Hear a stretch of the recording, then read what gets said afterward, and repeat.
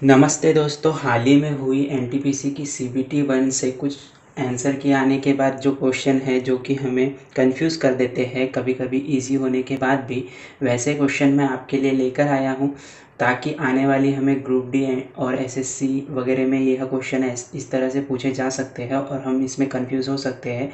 तो यह कन्फ्यूज़न मिटाने के लिए मैं यह क्वेश्चन आपके लिए लेकर आया हूँ। तो इसी में हम पहला क्वेश्चन देख लेते हैं। पहला क्वेश्चन क्या है? एक व्यक्ति 200 वस्तु बेचता है, उसे 40 वस्तु के विक्री इतना नफ़ा हुआ तो नफ़ा प्रतिशत बताएं। देखो, इसमें हमें 200 वस्तु उसने बेची है और 40 वस्तु की बिक्री इतना उसको नफ़ा हुआ है। तो ज़्यादातर लोग क्या करते हैं, यहाँ पे 200 दिया है वस्तु की बिक्री और 40 क्या दिया है, प्रॉफिट दिया है। तो 40 लेंगे और 200 लेंगे, इंटू 100 लेंगे और परसेंटेज निकाल देंगे। तो यह हमारा क्या हो जाएगा, गलत हो जाएगा। क्योंकि देखो, यहाँ पर उसने बेची कितनी है, 200 वस्तुएं बेची है और उसमें उसने प्रॉफिट कितने का हुआ है, 40 वस्तु के 40 वस्तुओं का उसको प्रॉफिट हुआ है। इसलिए उसकी कभी भी प्रॉफिट हम किस पे निकालते हैं, सेलिंग प्राइस पे नहीं निकालते। तो ये 200 की क्या हो गई, उसकी सेलिंग, और ये 40 क्या हो गया, उसका प्रॉफिट। तो जब हम सेलिंग में से प्रॉफिट को माइनस कर देंगे तो हमारे पास आएगी कॉस्ट, यानी हमें यह 200 में से 40 को माइनस करना है। जब हम यह 200 में से 40 को माइनस करेंगे तो हमारे पास वैल्यू क्या निकल के आएगी, 160। यह हमारी कॉस्ट हो जाएगी और हमें इस पर यह 40% का प्रॉफिट परसेंटेज निकालना है। तो इस पर जब हम प्रॉफिट परसेंटेज निकालेंगे तो ये आ जाएगा, 0 से 0 कट जाएगा, 4 से 16 4 बार में कटेगा और यहाँ से 25% प्रॉफिट निकल कर आ जाएगा। तो बस यही हम सिली मिस्टेक करते हैं, ये वाला कैलकुलेट कर लेते हैं और हमारा परसेंटेज जल्दबाजी में गलत हो जाता है। तो हमें ये मिस्टेक नहीं करनी है। अगर हमें टोटल वस्तु दी है और उसमें प्रॉफिट दिया है कि हमने 40 वस्तु इतना प्रॉफिट लिया है, तो हमें हमेशा क्या करना है, प्रॉफिट हमेशा कॉस्ट प्राइस पर, जब तक हमें बताया नहीं जाता कि profit cost price selling price पर है, तब तक हम सेलिंग प्राइस पर प्रॉफिट को कभी कैलकुलेट नहीं करते, हमेशा कॉस्ट प्राइस पर कैलकुलेट करते हैं। इसलिए हमें क्या करना है, 200 में से 40 को माइनस कर देना है और कॉस्ट प्राइस आ जाएंगी हमारी 160 वस्तुएं और हमें प्रॉफिट कितने वस्तुओं का हुआ है, 40 वस्तुओं का। तो 40 को ऊपर ले लेना है और प्रॉफिट परसेंटेज कैलकुलेट कर लेना है। तो चलिए अब इसी में हम अगला क्वेश्चन देख लेते हैं। देखो, अगला क्वेश्चन देख लेते हैं। अगला क्वेश्चन क्या कह रहा है, अगर 1200 रुपये की रकम 2 वर्ष के बाद ब्याज के साथ 1348.32 इतनी होती है तो चक्रवृद्धि ब्याज की वार्षिक दर क्या होगी। देखो, इस तरह के क्वेश्चन को हमें बनाने के लिए क्या करना होता है, इन दोनों को रेशो में लिख लेना होता है और इसके वहाँ तक कट करना होता है जहाँ तक हमें, जैसे कि यहाँ दो वर्ष दी है तो स्क्वायर में इनका नंबर कन्वर्ट ना हो जाए। जैसे कि मैं आपको करके दिखाता हूँ किस तरह। जैसे कि यहाँ हम 1200 लिखेंगे और यहाँ पॉइंट है तो यहाँ का पॉइंट हटाना है तो 2 0 यहाँ पे हम लगा देंगे और यहाँ लिख देंगे 32। अब इसको हमें क्या करना है, कॉमन वैल्यू से काट लेना है। जैसे कि यहाँ 12 से काटेंगे तो 12 एकम 12 और ये हो जाएंगे इतने। फिर जब हम इसको काटेंगे तो 12 एकम 24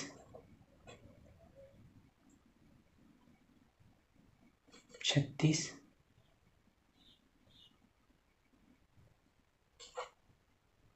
72।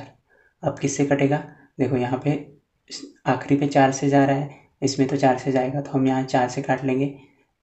तो 4 से काटेंगे तो कितना आएगा, 8 20। अब बचे कितने, 2 0। फिर इसको जब काटेंगे तो 8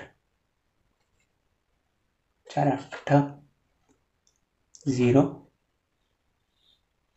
4 9। अब देखो, हमें 2 साल दिया है तो हमें क्या करना है, इनका स्क्वायर रूट कर देना है। क्योंकि 25 स्क्वायर होता है तो यहाँ स्क्वायर रूट कर देंगे। 3 साल का दिया होता तो क्या करते हैं, हम क्यूब रूट कर देते। ऐसे काटने के बाद क्या करते, क्यूब रूट कर देते। तो अब यहाँ जब इसका स्क्वायर रूट करेंगे तो ये कितने का स्क्वायर निकल के आएगा, 50 का। और ये कितने का निकल के आएगा, 3। तो ये 53 का निकल के आएगा। तो इस तरह हमें यह स्क्वायर 50 का निकल के आ गया या 53 का निकल के आ गया। तो जब वैल्यू 50 से 53 हो जाएगी तो इस पर कितने परसेंट का का इंक्रीमेंट होगा यह निकालना है हमें। हमें इस पे जो वैल्यू इंक्रीमेंट हुई है वो वैल्यू कितने परसेंट है, अगर हम ये निकाल ले तो हमारा यहाँ से प्रॉफिट परसेंटेज निकल के आ जाएगा। तो हम वैल्यू क्या लेंगे, नीचे 50 लेंगे, ऊपर कितने का इंक्रीमेंट हुआ है, 3 का, तो 3 का हम परसेंटेज निकाल लेंगे। परसेंटेज निकालने के लिए 100 से इंटू कर देंगे। 50 से जब यहाँ काटेंगे तो 2 से कट जाएगा, और 2 इंटू 3 कितने हो जाएंगे, 6, यानी चक्रवृद्धि ब्याज की परसेंटेज कितना निकल के आएगा, 6%। इस तरह हम इस क्वेश्चन को कैलकुलेट कर सकते हैं।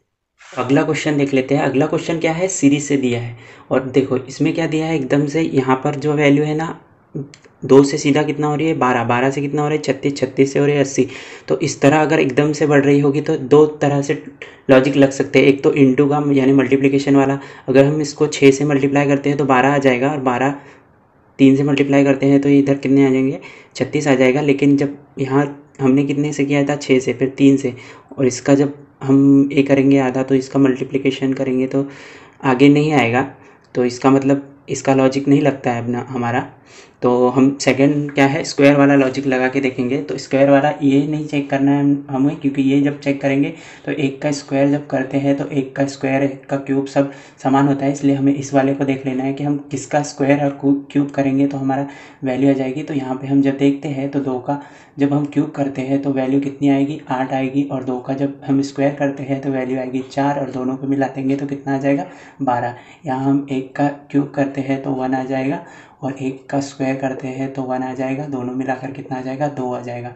अब यहाँ करके देख लेते हैं हम, 3 का अगर स्क्वायर करेंगे तो कितना आ जाएगा, 3 का क्यूब आएगा पहले 27, और 3 का स्क्वायर आएगा 9, और दोनों को मिला देंगे तो 36, यानी हमारा ये फॉलो कर रहा है।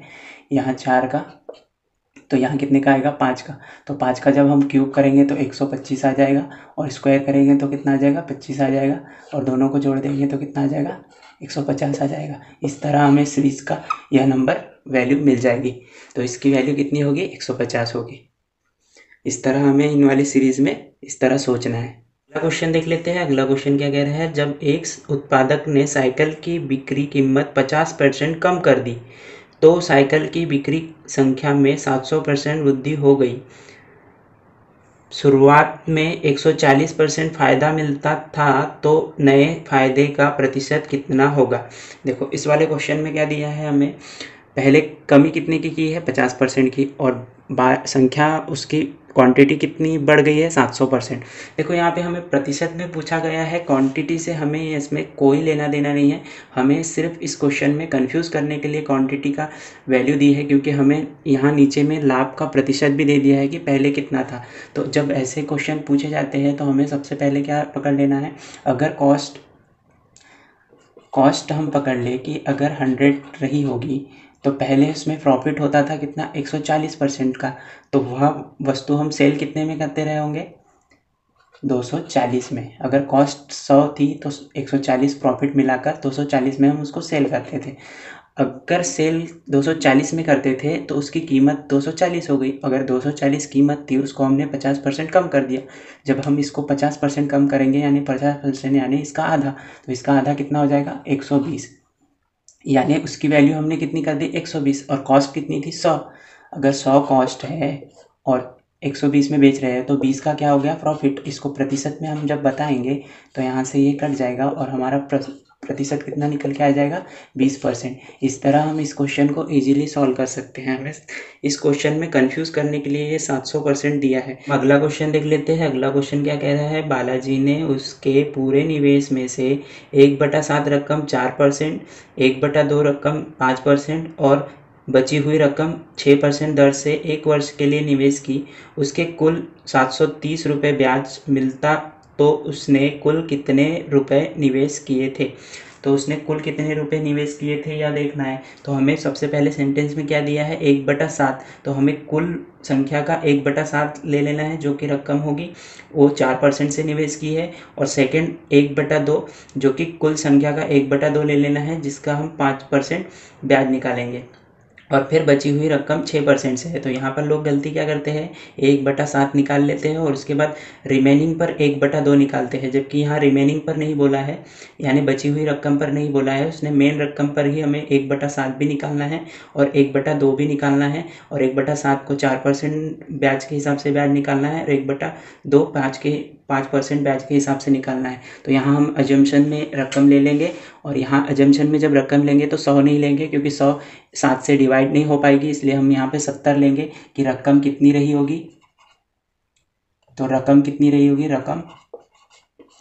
रकम 70 रही होगी। तो 70 का 1/7 लेंगे तो कितनी हो जाएगी रकम, 10। 10 का 4% कितना हो जाएगा, जब हम यहाँ से एक ज़ीरो ही कट करेंगे और 1 ज़ीरो बच जाएगा, इसलिए 0.4 आ जाएगा। सेकेंड 70 का लेंगे 1/2, तो ये आ जाएगा 35। 35 का कितना परसेंट, 5% लेना है और डिवाइड बाय 100, तो 5 5 25।